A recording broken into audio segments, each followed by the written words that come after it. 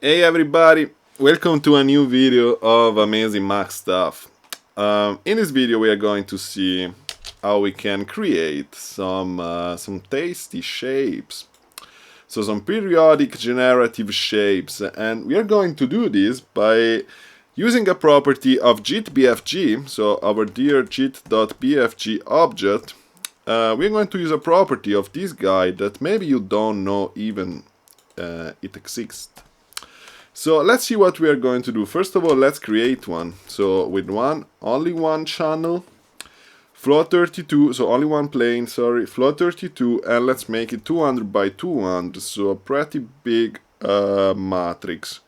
Let's choose basis. I will choose noise.simplex just to start. Let's also get the basis attribute in order to change the basis on the fly. Okay, cool. Now, one thing that you maybe don't know is that we can actually get an output from the JIT.bfg object by feeding inside it another matrix. And the trick that I will show you in this video is that we can basically use a periodic function to sample the BFG object periodically. So let's actually do it. Let's create a GGL grid shape. This is where we are going to take our matrix from. I will give it dimension 200 by 200 also, and matrix output 1. So now we get a nice matrix out of this object. Let's just take the first three planes. So let's just take the first three planes because we are just interested in the vertices, and we will maybe select some other shapes in the future. So for the moment, let's just take these. Let's also create a GGL mesh, which we will use to visualize our new shapes. So game, color white, lighting enable 1, and the smoothing enable, so smooth shading, and also auto normals because we need the normals for the light. And okay, so this is our sphere. There it is with the lighting enabled. Okay, then let's create a JIT gen. No, let's create first a GGL material object actually. So game. And let's use for the specular model the toon shader, which is kind of my new shader for the GGL material. And then let's use matte diffuse, let's set it to white, and math specular a bit higher than default, so 0.8, 0.8, 0.8. And so let's see, yeah, that's basically it. This is basically it. I'm moving my camera around using the JIT-anim drive, so pressing WASD and Q and Z, actually I'm moving my camera around, right? Okay. So, okay, that's it. Let's now actually... Oh, maybe the shininess also a bit bigger, so our specular contribution will be a bit smaller, yeah. So let's now create a JIT-gen object. And we will need a couple of these JIT-gen objects, I suppose, yeah. So the first JIT-gen object we will use to sample our JIT.bfg. So the matrix that comes out of this JIT-gen we will use to sample the JIT.bfg object. And it will work like this. Let's create actually a JIT.b window to visualize what we get. So that's what we are getting at the moment. And yeah, basically we are using the vertices of the shape to sample the JIT.bfg, but this is not what we want to do. Let's say that we want to use the normalized coordinates of this matrix to sample the BFG. So let's just connect it like this, and we are using the x and y coordinates to sample the BFG, and this is what we get. If we multiply these coordinates for a number, we will get more stuff. It's like if we use the scale attribute of JIT-BFG, right? We are basically reading from 0 to 4 the function in both direction x and y. And this will go on if I say like 8. Okay? Okay, let's now do what we usually do. So, use this noise to modify our shape. So I will do something like this. Not directly sum them together. I will actually multiply just with the single plane from this matrix, which anyway has only one plane. I will multiply it for our shape, and then I will add it to the shape itself. In this way, we get a distortion that only goes in the direction of our vertices. Let's also multiply it for an amount 0.3. Now let's actually set it to 1. You know what? Let's actually get only the positive. Let's actually get normalized JIT-BFG, because we just want numbers between 0 and 1, so I will use JIT normalize to get those. And there it is. So this we now just distorted our shape. We just distorted our shape using the noise, which is something that we already seen thousands of times inside our tutorials. It's something that we know. But look at something. The shape is not symmetrical. So you can see that this matrix here is actually not symmetrical. If let's create a parameter here, param, and this will be our scale parameter. Let's set it to 2. So you can see that this matrix is not symmetrical. Here the values here on the edges are different, and this is why we don't get a symmetrical displacement on our shape. Let's actually create this message scale, and then we can set the scale. Okay. Now, what if we use a periodical function to sample the noise? We will have a periodical noise. So let's do it. What I mean as a periodical function, of course, I mean sine and cosine. So let's do like this. Let's switch the x of the normalized coordinates, and let's switch the y. And then let's actually first multiply it by 2 pi, so we get a full period of these functions. So 2 pi. Let's connect it here, and then let's create the cosine for the x and the sine for the y. It doesn't really matter if we use cosine or sine for which of these two. So 0, 0, 0, because we have we're coming inside with a 3-plane matrix, so we will also go out with a 3-plane matrix. Now, as you can see, this is a periodical function. And we have sampled the noise in a periodical way, so basically it got symmetric. Both the sides of this matrix, they kind of how do you say? They fit together. They're basically the same numbers. So our shape is now displaced in a symmetrical way. As you can see, there are no edges in which it's open. Okay. So if we change the scale, of course we have more stuff. We are sampling more things in our function. Now, what if we want to change the period? So we can also change the period and sample the same shape multiple times. Sample the same noise multiple times. So we add another parameter here. Period, and let's set a default value of 2.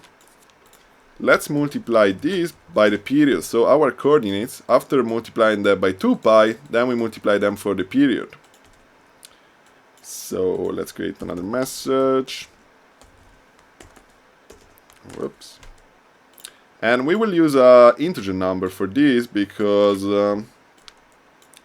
because if we do a period that is not, which is not an integer number, then basically it will not be symmetrical anymore. So let's see. Exactly, we're just sampling the same function multiple times. And this is what we get. We get a distorted shape, which is distorted symmetrically, right? So we can also diminish the scale, and yeah, that's it. Now let's have a bit of fun with this. Let's first set some colors for our shape, because this is a bit dry, like this black and white.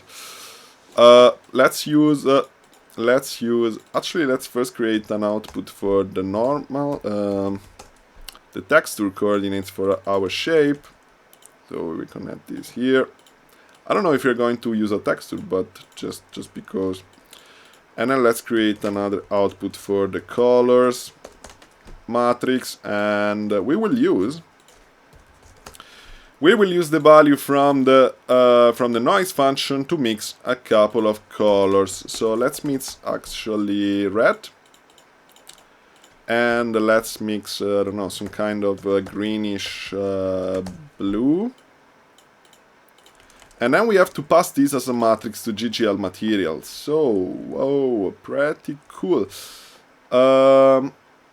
Oh yeah, this is looking, the specular reflection is looking yellow because, yeah, I mismatched something here, which is actually pretty cool.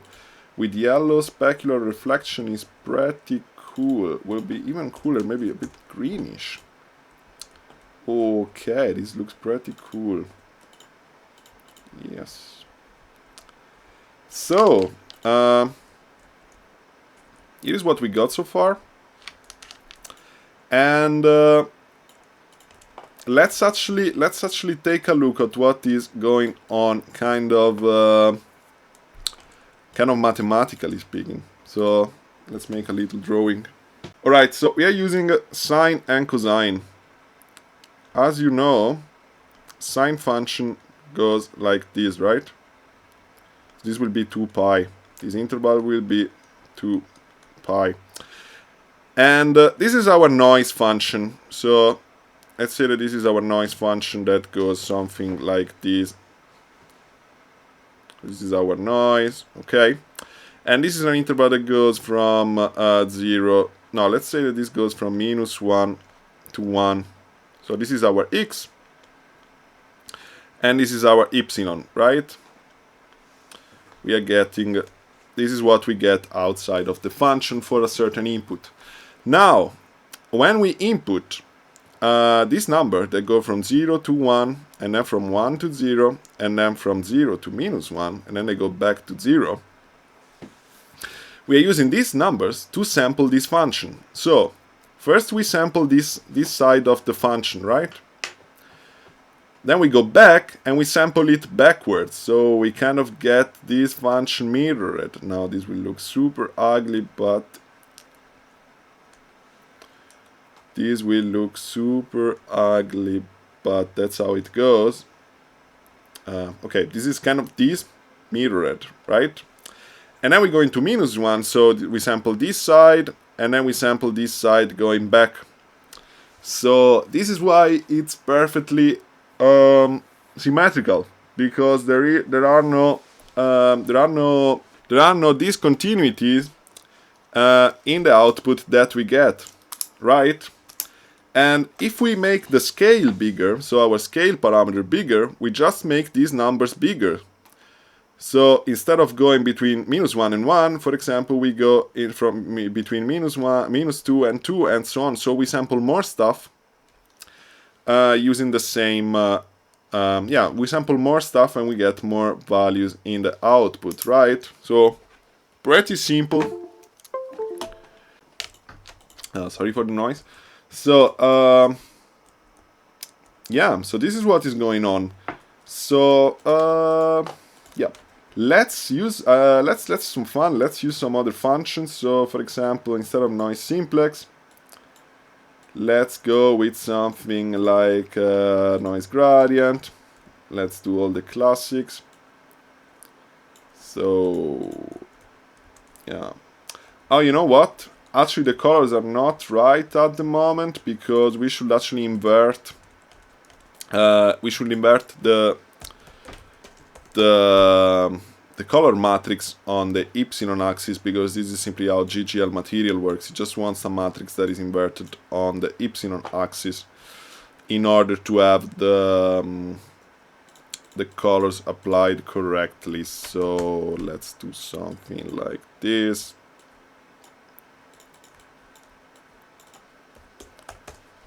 And let's subtract the epsilon value from 1. And let's create again a vector. And let's sample this, and let's width it again, and let's use actually this value for that. Okay. And now the colors are applied correctly. A subtle difference, but it's there. It's there. So actually make the specular actually bluish. Yeah, that's kind of better. Okay, so yeah, let's use some other functions. Now, before using some other functions, there's still something we can do. We can actually modify also the third value of the matrix that samples our noise by using, for example, just a growing value. Oops, I forgot to set the name. Like, for example, time, because if we use another one of these values, we also get some super interesting results, but they don't change. The shape doesn't change at all. So we can actually use like a time value to get this shape continuously changing. So let's create a clocker object, active one, and this will give us some ever-growing, always growing numbers. Let's divide it by 5,000, and let's put it on. Let's connect it to a message time, and now you can see our shape that is continuously changing, harmoniously, continuously changing. And now we can have some fun. For example, choosing another shape. My favorite, I have to say, is the open cylinder. We can create some interesting shapes with that.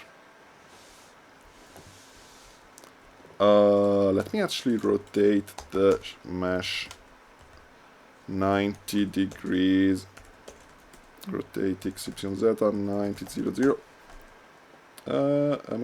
Did I do something wrong? Oh, I'm on the GGL material. Oops. Oh, let me actually rotate the GGL mesh 90 degrees. Oh, okay. Just because of the camera angle. Okay, so let's use some other functions here. Let's use noise cell. This also looks pretty good. The only problem is that the cells are changing abruptly. And we can actually smooth this using, for example, JIT slide. So slide down 20, slide up 20. And this will be it. So, yeah. So now they change kind of more smoothly. We can make the scale bigger. And we have some nice looking stuff, I would say. This is some nice looking stuff. Let's try to use a noise fractal hetero, for example.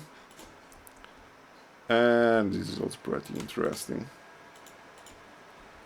Let's go back on a sphere. Yeah. This is pretty interesting.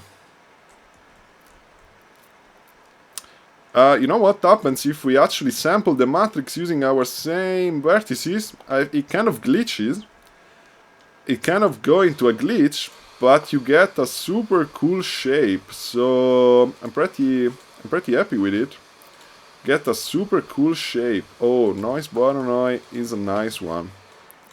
So let's sample noise Voronoi, for example. Let's just do like this. And we get some juicy looking shapes with that.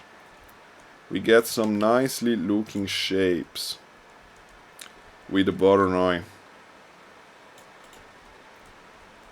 Oh, we can also change the actually how much we are applying the distortion by creating another parameter here and setting it here.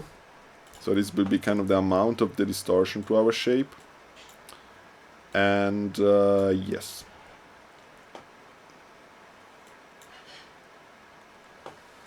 Yeah, we get some nicely looking shapes.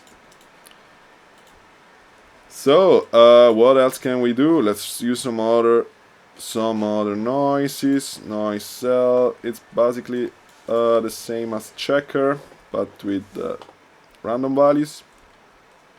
Pretty cool. And then we have transfer solarize. Some of these funny guys. Yeah, it's pretty interesting. Pretty funny.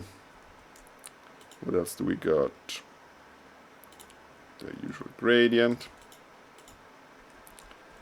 And of course, we could also use... oh, okay, this we'll see probably in another video. But we could also use, I think, another JitBFG setting the basis attribute of JitBFG to get some more complex shapes. But this we will see in another video. So, yeah, this will be it for the moment, I think. And hope this was kind of clear. So we're using basically the JitBFG to generate, we are sampling the JitBFG with some periodical functions to generate some periodical generative super cool shapes. So I hope, I hope this was clear and you found it useful. Don't forget to check my Patreon for more patches and stuff. You can support me if you want even. And cool, see you on the next video. Ciao people.